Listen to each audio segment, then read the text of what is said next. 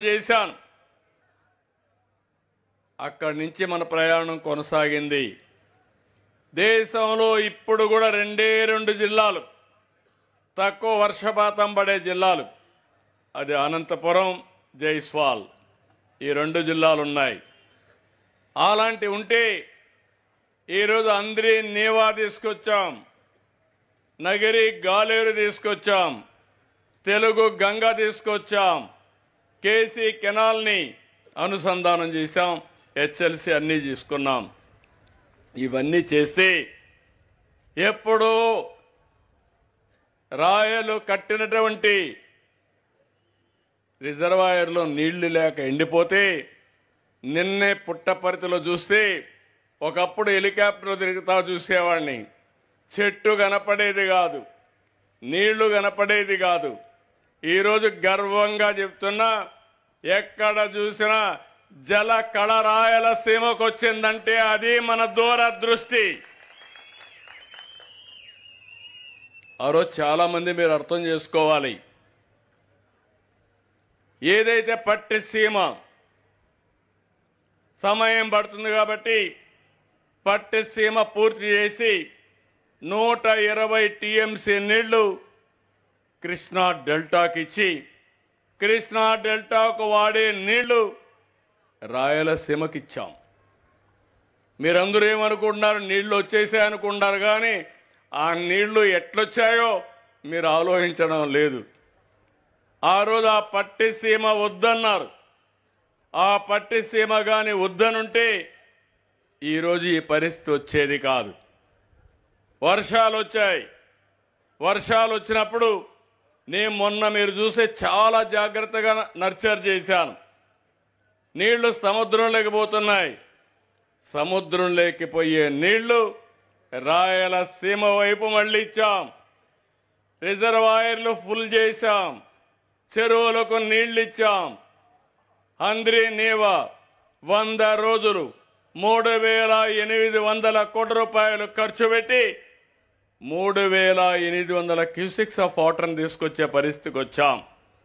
ఈ ఒక్క నిర్ణయం ఈరోజు రాయలసీమలో మీరు చూస్తే అన్ని చెరువుల్లో నా జీవితంలో ఎప్పుడూ లేని ఆనందం ఉందంటే దానికి కారణం అన్ని జలాశయాల్లో 95% నీళ్లు కళకళలాడుతున్నాయి.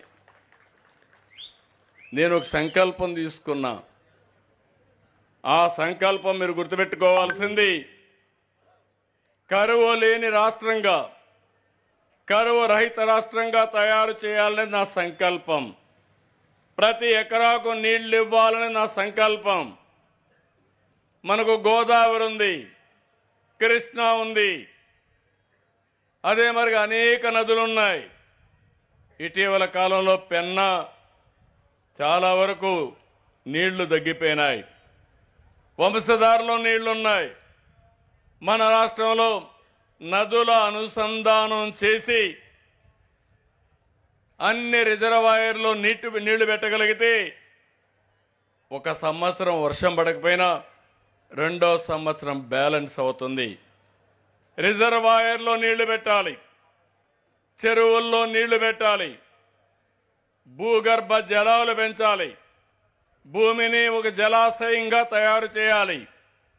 ఒకప్పుడు రాయలసీమలో 100 అడుగుల కిందన నీళ్లు. నేనే వోల్టా చట్టాన్ని తీసుకొచ్చాను. ఇన్ని అడుగుల కంటే కిందన పోతే మీరు బోరు వేయడానికి వీలు లేదని కరెంట్ ఇవ్వమని కూడా తీసుకొచ్చాం.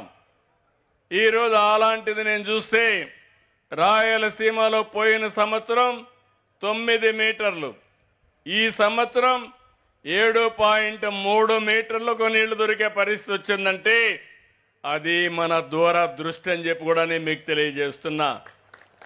నంద్యాలలో అయితే 4 మీటర్లే.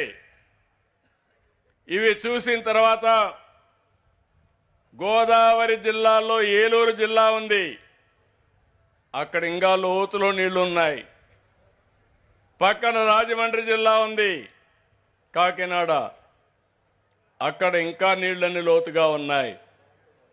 నీళ్లు వచ్చిన తర్వాత, భూగర్భ జలాలు పెరిగిన తర్వాత రైతులందరూ మీరు గుర్తుపెట్టుకోవాలి, ఇవన్నీ కూడా నేను ఒకటే ఆలోచిస్తున్నా. రేపు కూడా ఎన్ని ఇబ్బందులు వచ్చినా అన్ని నదులు అనుసంధానం చేసి ప్రతి ఎకరాకు నీళ్లు ఇచ్చే బాధ్యత ఈ ఎన్డీఏ ప్రభుత్వం తీసుకుంటామని మరొక్కసారి మీ అందరికీ హామీ ఇస్తున్నా. ఇప్పుడే చైతన్య రెడ్డి గారు చెప్పినట్టు సర్వారాయ్ సాగర్ ప్రాజెక్ట్ అయ్యింది, నీళ్లు ఇవ్వాలి. ఈ సంవత్సరం ఆ పనులు కూడా పూర్తి చేసే విధంగా కార్యక్రమాన్ని చేపడతామని చెప్పి కూడా నేను మీకు తెలియజేస్తున్నా. ఇలాంటి ప్రాజెక్టులో ఉండే నీళ్లన్నీ రైతులు ఉపయోగించుకోవడానికి